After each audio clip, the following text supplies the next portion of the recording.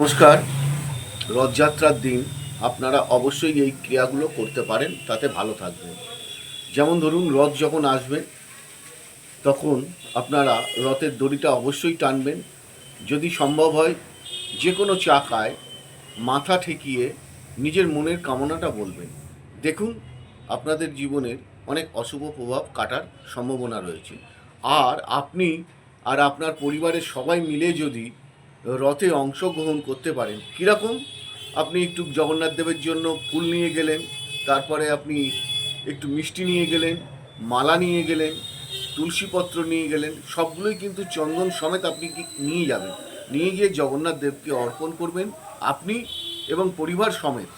যারা পরিবার সমেত যেতে পারছেন না, তারা অবশ্যই নিজে যাবেন, গিয়ে এই ক্রিয়াগুলি করার চেষ্টা করবেন। দেখবেন আপনাদের আগামী দিনগুলো খুব ভালো কাটবে। আর একটা কথা, উল্টো রথে কিন্তু এই ক্রিয়াটা করবেন না। যারা সোজা রথে এই ক্রিয়াগুলো করবেন, তাদের জন্য কিন্তু উল্টো রথ অবশ্যই করা উচিত নয়। যে কোনো সোজা রথ অথবা উল্টো রথে একবারই করবেন। ভালো থাকুন।